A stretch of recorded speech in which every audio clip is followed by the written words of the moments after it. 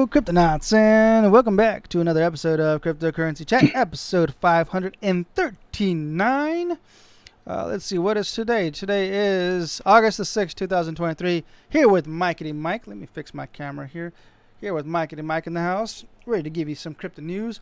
But before we do, it's the weekend. So what did I do over the weekend? I watched a bunch of crypto YouTube. And there was one thing that happened, I guess, earlier this week, which was mining disrupt. And I didn't know anything about this. I just started watching some YouTubers, and I guess this is what they did over the weekend. They went to mining disrupt, and they already got next year's ready to go, man. So here's some clips really quick of what mining disrupt is all about. Hardware, if you like the hardware stuff, go to mining disrupt. It looks so awesome. I would have geeked out. I would geek out so hard on this stuff. It's insane. And I watched hours and hours of this stuff. So thanks to all the YouTubers out there that went out there to Mining Disrupt to make some of this content enjoyable for me to watch. Yes. All right, let's head on over to our first news. Wow, there's a lot of speakers. All right, check it out. Go to miningdisrupt.com. All right, let's go to the first news article, which is This Week in Crypto Twitter, provided by decrypt.co. SBF accused of executing mass rug pull from house arrest. Ooh, what's going on here? Let's see what's going on. Well, the most leading coins posted light to moderately heavy losses over the week due to the scarcity of regulatory or institutional news. Crypto Twitter was ablaze with rumors that disgraced former FTX CEO Sam Bankman-Fried had rug pulled a meme coin from house arrest. Scimitar Capital Analysis Alex, who tweeted using the handle Thicky Thoth. What? Really? Okay. Analyzed on-chain activity to piece together the crazy story of the week's most scandalous rug pull. It happened on Coinbase's new Layer 2 blockchain Base, which is built on the Ethereum extension Optimism. And there's a tweet from Thicky Thoth. A lot of people thought it was SBF. So, yeah, why? What's going on here? Let's see. There was a bunch of tweets. Crypto trader brand spotted a connection between the bald deployers and a wallet that triggered the epic death spiral of UST in May 2022. The collapse of Terra's dollar-pegged UST was one of the worst cases of contagion in the industry has ever seen, and the contagion spread so far that it had a hand in the downfall of several major companies, including Celsius, Voyager, Vald, 3 Hours Capital, and even FTX.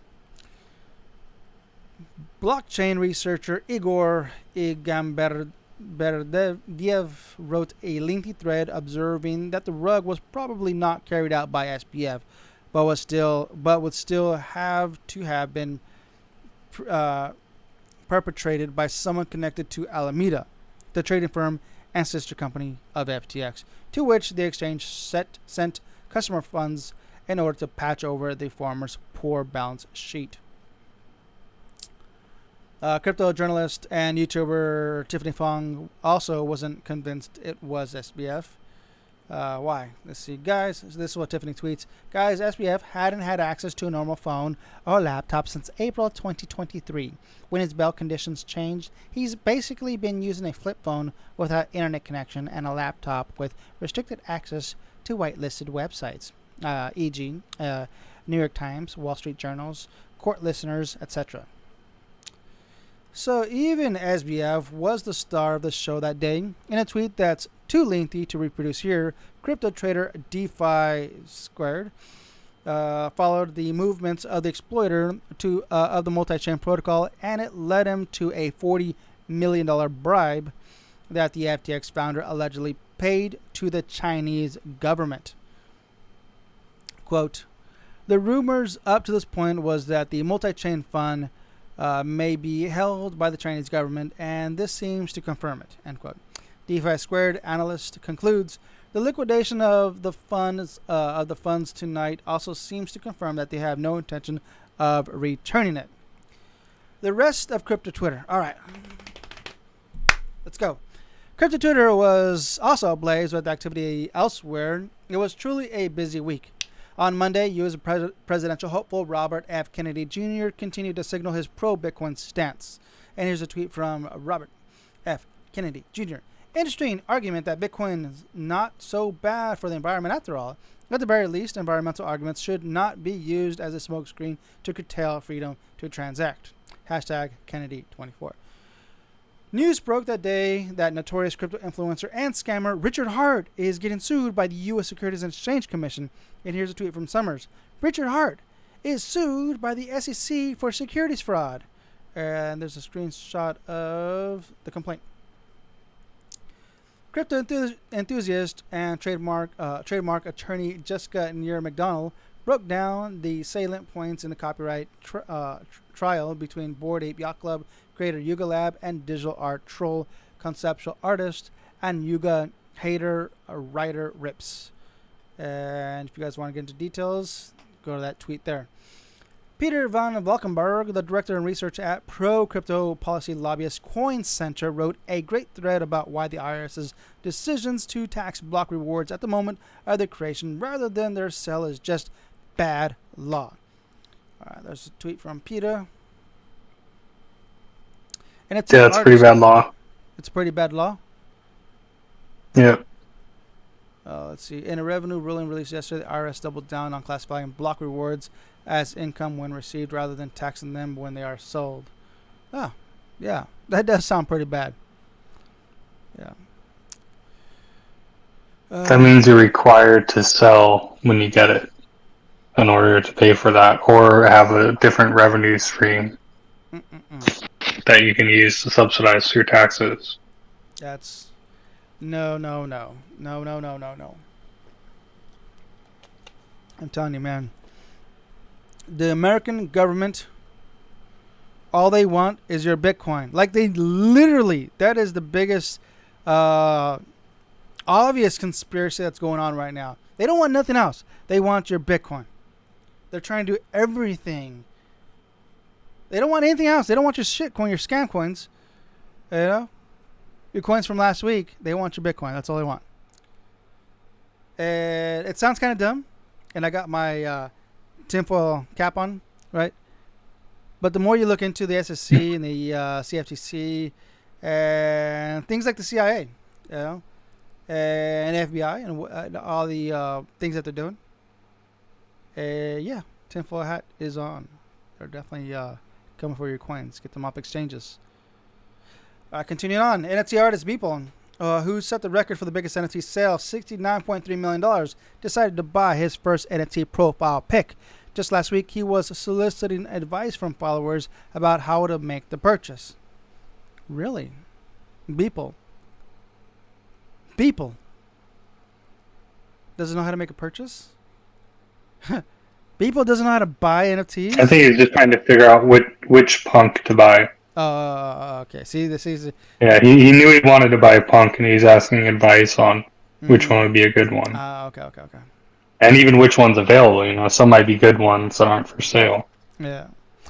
Tether CTO Paolo Arduino threw in some subtle shade at True USD. Oh, and this is actually where that whole what we're talking about, the USDC. This whole True USD is going to be like the center, the pinnacle, like the point of this whole debacle between BUSD and USDC.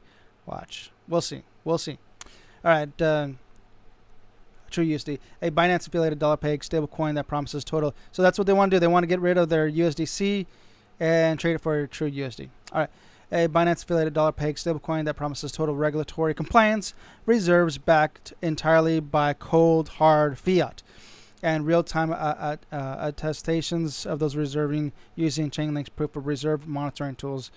So unlike USDC, which is clearly in their white paper that they only hold about, a fraction of I guess a fiat, right? A fraction, a percentage of fiat backed per token. So it's a fractional reserve coin. Yeah, and that's it's awesome. It's always been on the white paper. It's always been that way, and that's how it's been accepted. So I think that's why Binance is like, dude, I don't want to play this game. I'm gonna get out of here. Well, I mean, they even stopped their whole BUSD, right? They had to shut that down, and now they got True USD. So earlier in the year, they shut down BUSD. They stopped their trades of BUSD. I think that's what happened. Yeah, isn't that what happened? Or you don't follow? Something like that. It was something like that, right? I So don't really follow that. yeah, so they stopped the whole BUSD because the government was cracking down on them. So that's okay. Cool. Now True USD is like the new thing. Like this is government regulated, I guess.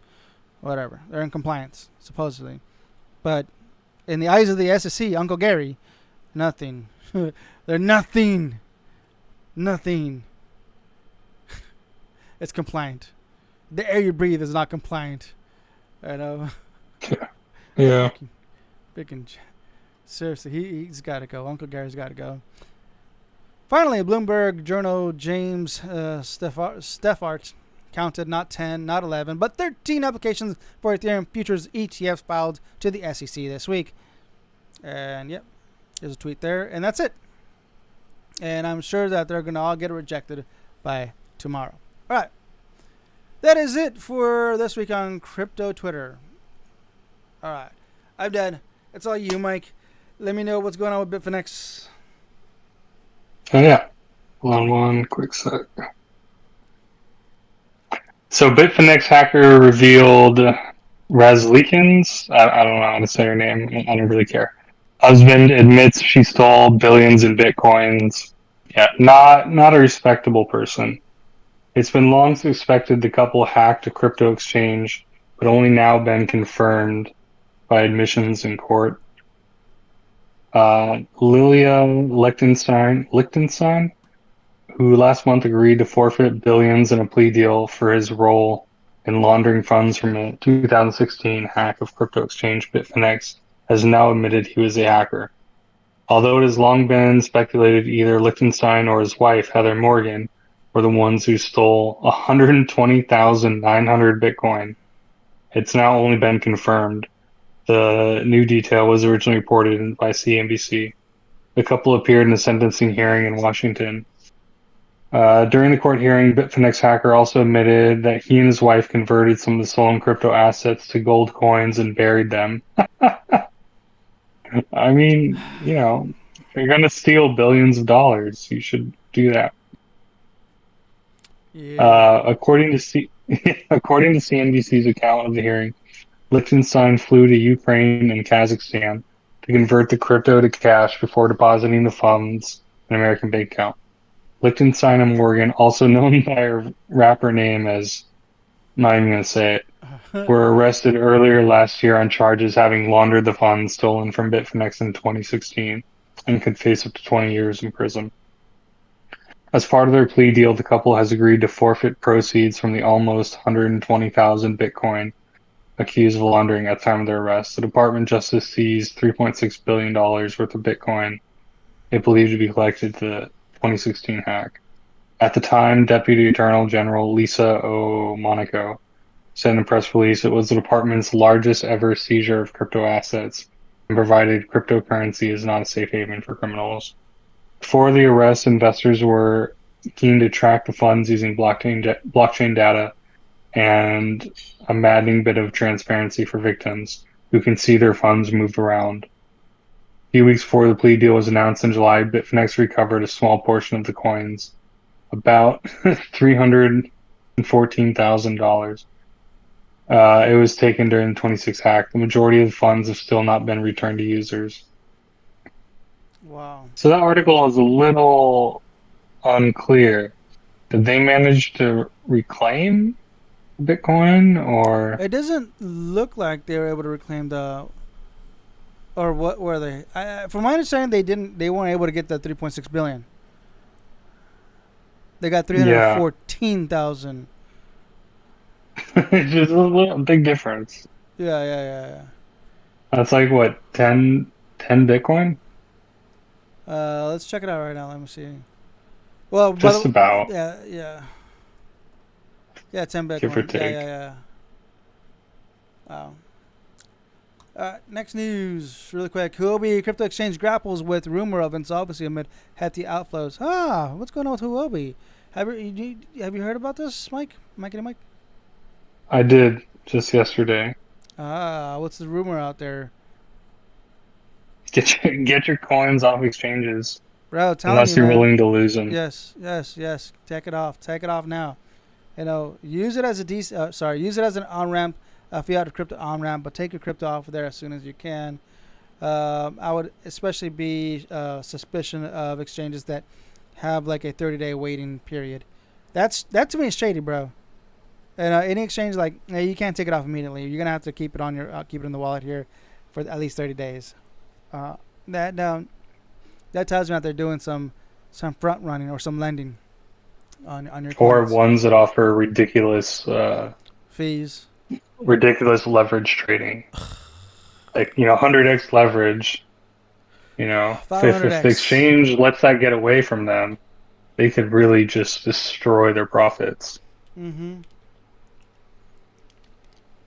Crazy times. The Huobi cryptocurrency exchange has been hit with outflows totaling a staggered $64 million this past weekend, continuing a long decline in the total value locked on the exchange to $2.5 billion to $3 billion a month ago.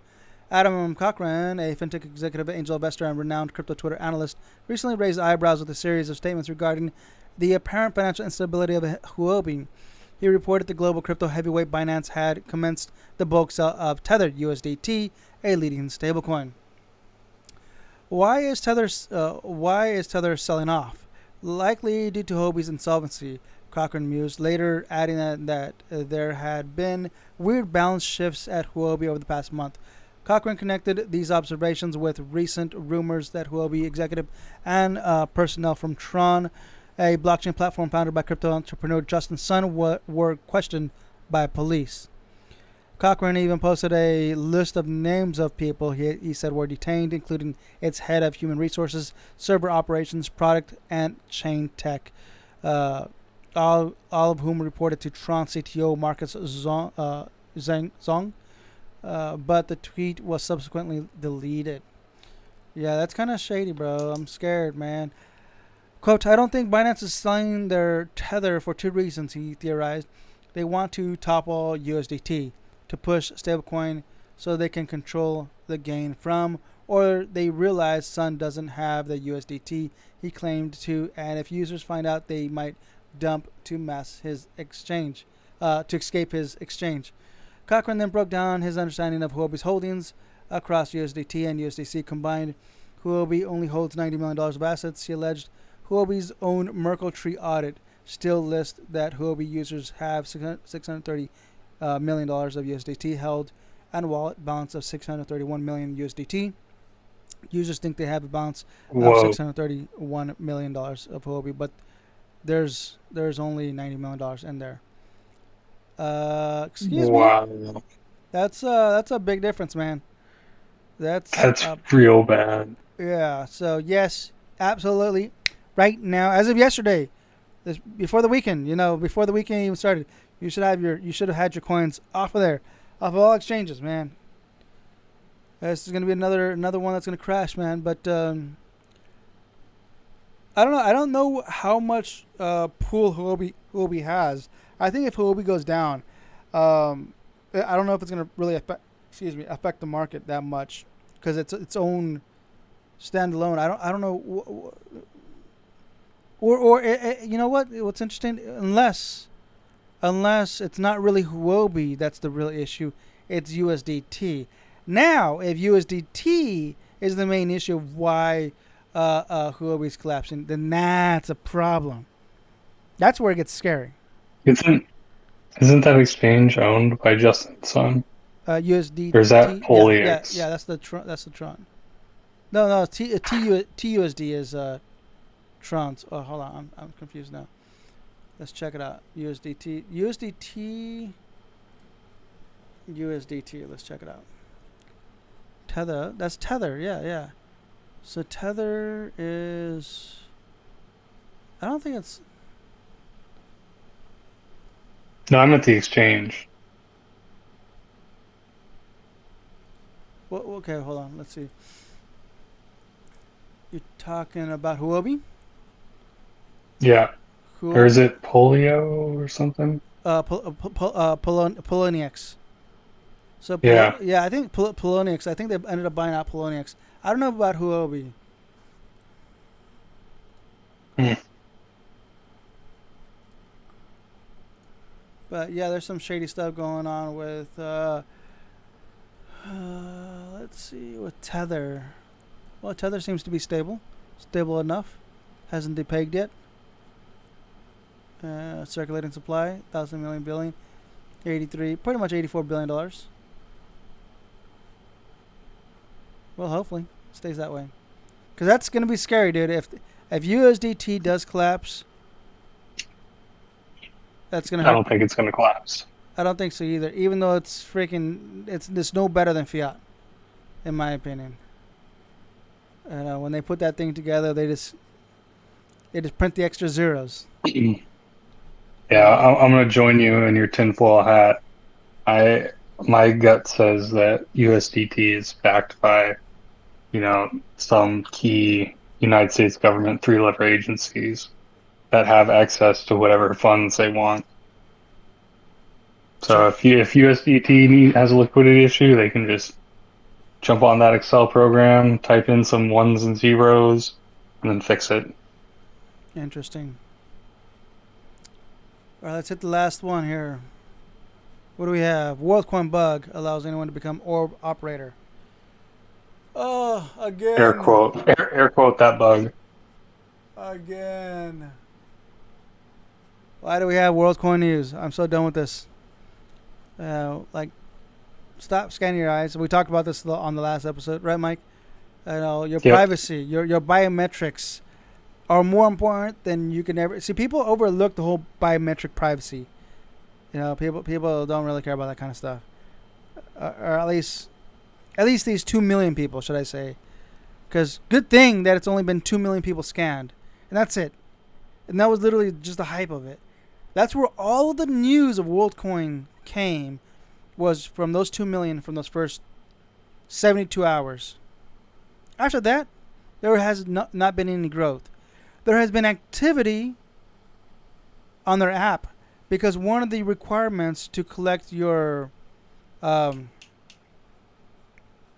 is it called? Your UBI. That's what it is. It's a UBI. Well, whatever they want to call it, Mhm. it's a UBI, universal basic income. It's a stipend. You have to open up the WorldCoin app, and you have to scan your eyeball via your camera lens regularly, once a day at least. I think it was once a day, every 24 hours. Okay. That's And brutal. that's showing that there's a ticker showing that the numbers are going up, but it's not really going up. It's the same people that are scanning every 24 hours. So those numbers are kind of obscured. They're definitely obscured. What scares me about the whole WorldCoin thing is that I guess I was watching another YouTuber talking about they finally got hands on the white paper, because literally if you go to their website, WorldCoin, there is no white paper in worldcoin.org. Is it worldcoin.org? Let's see, world app. You found a link to their white paper though? No, it's it was YouTube. I would have to go back to his channel and get it. But I was listening to him, and he goes, "Bro, there was only one thing that really stood out to me. There's a lot of shady stuff on there, but one of the things is social credit. That's part of WorldCoin's white paper. Social credit. Huh. Are you freaking kidding me, bro? Are you kidding me? Like, people do the people not understand what that means? Bro, I have to read the white paper now, because I haven't had time this week. But yeah, I'm gonna get my hands on that, and I'm gonna print it out because I like to read it on paper, and be like, yeah, I have to report back to you guys on that. But if that's true, that's insane. You should make it a YouTube short Yeah. to run through the white paper real quick. Yeah. Let's see. Why isn't it on their website? Every single coin oh, there it is, WorldCoin white paper. Okay. Proof of personhood, technical blah, blah, blah, blah, blah. Limitations. Okay, I found it. Okay, let's go. Do. I'm looking at it right now. Face authentication. So once you scan your eyeball with the orb, it has your biometrics there, and then you just need to do. I guess you just got to use the app to continuously do human verification. Now, where's the whole? I want to see further research. Let's see. Disclaimer. Crypto products. Nature of the white paper. Token features. Disclaimer relating world tokens information. Cautionary. Information purpose. I guess I'm going to read this, and I thought it was going to be easier than this, but it's not. Hold on. Let's see. Token features, nature of white paper, crypto products, limitations, foundations, and governance. There's a lot of reading here, so I'm gonna have to read this some other time. That's it. The bug. Hold on. Let's catch up on the bug. Crypto security firm Certec revealed it recently unearthed a vulnerability in the Worldcoin protocol that allows attacker to bypass the verification process to become an orb operator. So, yeah. The pros and cons. I don't know if there's any cons, to be honest, other than now you have, like, I guess maybe you can have criminals, just scanning your eyeball while you're asleep, pretending to be the tooth fairy. I don't know. I guess that's the con. The pro is that now that What was that old adage? The best way to crack Bitcoin security is with a wrench. You just beat a guy over the head until he gives you the private keys. Now it's just, all I need is an ice cream scooper. Yeah.